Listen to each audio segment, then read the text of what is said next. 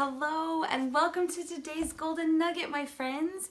Today I want to talk to you about, is it ever hard for you to let go of things? Like something in your life that maybe isn't helping you anymore or serving you anymore or bringing you joy. Is it hard for you to let go of that? So if you said to me, Amy, you need to let go of tuna casserole. It's not good for you anymore. I would say, yay! I'm good with that. So maybe that wasn't so hard to let go of. But if you came to me and said, hey, Amy, you got to let go of running. It's killing your knees. I don't have a runner's body. So I would be like, okay, I can bike instead. So that one was replaced with something that I enjoy. Maybe you come to me and say, Amy, you need to let go of chocolate. Your obsession with chocolate is just not helping you anymore. And I would say, you're crazy. So some things I'm not ready to let go of and some things I let go of easier than others, right? Like, what's it like for you? Is it hard for you to let go of things? I just want to share a couple experiences with you today of things that I've learned and learned when it's okay to let go of things. The first experience I wanted to share with you was about a long time ago in a land far, far away. We lived and we built our home. I told you about it before. We built a beautiful home. We were very happy. I had my dream job. Rich had his, my husband, and we just had a really content life. And we felt all of a sudden that we were supposed to live somewhere else. Like Heavenly Father was saying, Amy and Rich, I need you somewhere else. And I'll be honest with you, I did not have a good attitude. I loved where I was. I was content where I was. I didn't want to let go of nothing. So we moved hours away and I was miserable. I was so negative. I missed my friends. I missed my family. I missed the big swimming pool we would go to. I missed curbs and sidewalks, cement. It was beautiful. And I lived in a place now with gravel.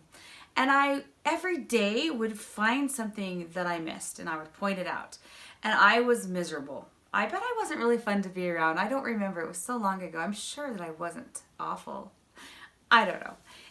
Anyway, I was not being very positive. And one day I realized, Amy, this is not good for you. You're not moving back. This is where you're going to be. This is where you are. Be where you are, Amy.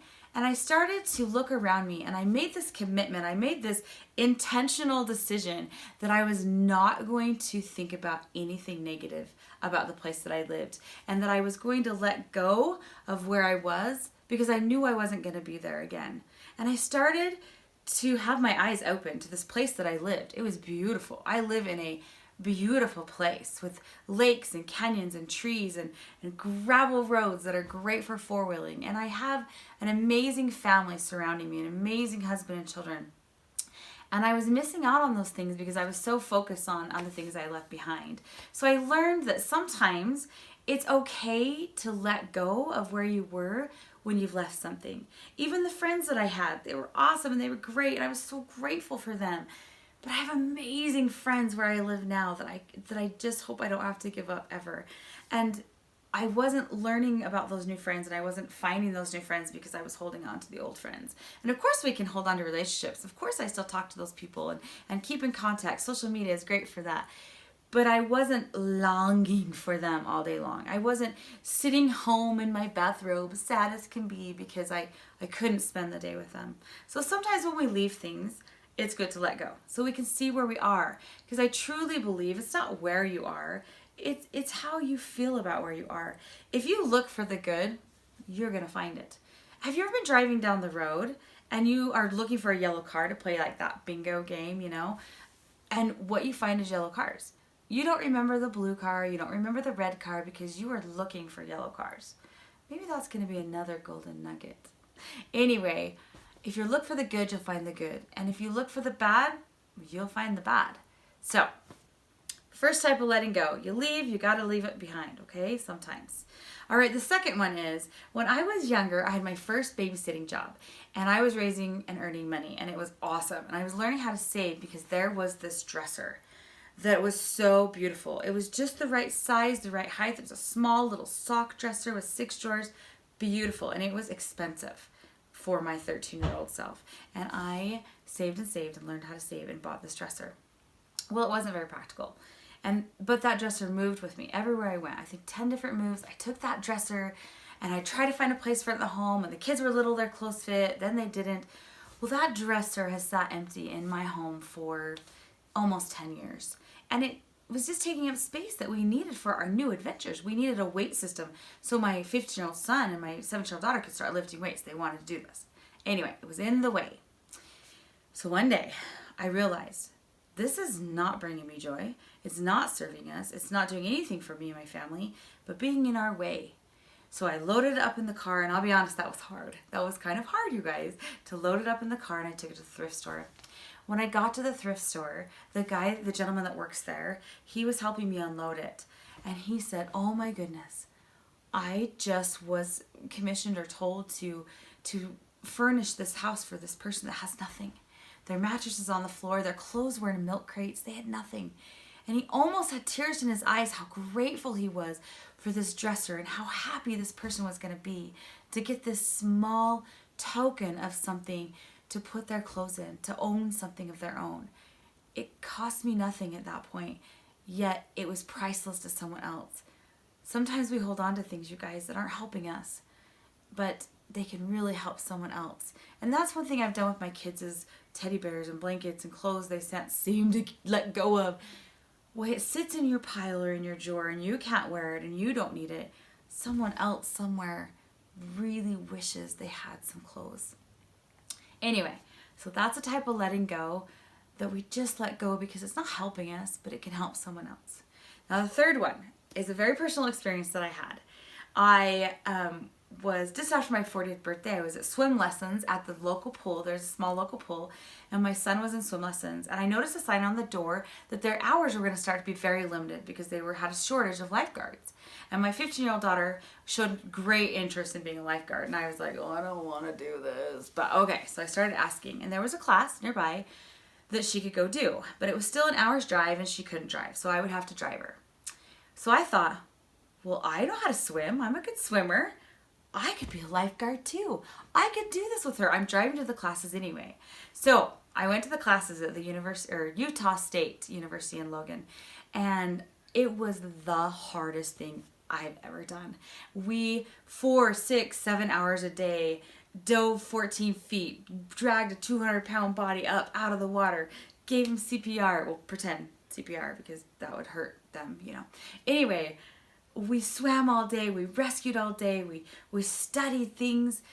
The hardest thing physically I've ever done. And I knew I couldn't quit because my 15-year-old was struggling too, and she would have quit. And I had to go through it. And you know what? You want to know what? Wait for it. I became a lifeguard. I truly did. And I earned the shirt and started working for the local pool. And I have to be honest, not my favorite job I've ever had because you have to sit in a chair and watch people all day long. You can't talk. You can't really move around a whole lot. You have to focus. I'm a hairdresser, you guys. I got a lot of words. I talk all day long. I help people all day long with my words and my actions and my entertaining, and I get to make something beautiful. And in this job, I just kind of sat. But I loved helping at the local pool. I loved watching my daughter accomplish that. So to be honest with you, I have all these dreams. I want to do these golden nuggets, and I want to help people more with this, and I want to write this book, and I want to do a podcast, and I have all these things that I'm desiring to do, and I love my salon. So the lifeguarding was taking me from that. So what I did was I decided not to recertify. I decided to let go of that area of my life and hold on to, it changed me. I realized I could do things. I don't think I'd be here speaking to you on social media if I hadn't have done that lifeguard course. It taught me to do something very hard, and I did it. So letting go of that, letting go of this, it doesn't mean that I lose joy or gratitude from the experience. I have the memories here, probably some pictures of me in a swimsuit somewhere that I won't forget, but we don't lose the joy that we receive from having that dresser or learning to save or the friends I made where I used to live. None of that goes away. It's a memory. It's a lesson. It's part of you now. But letting go of it, it makes room to grow more. So sometimes, you guys, our experiences are here, and just changing the way we think about them can really change our lives. So So here's my golden nugget for you today. Find something in your life that isn't serving you anymore. It's not bringing you joy. And maybe it's time to assess that and think about, will my life be better without it? Now, if it's summertime and your life's crazy at home and your kids aren't bringing you joy, you can't let go of them. It doesn't work like that. But maybe there's some activities you could let go of and do some new activities that bring joy to you and your family again. So take a look, assess your life, see what maybe you could let go of today. And that's my golden nugget. I hope you have a fabulous week. Bye-bye.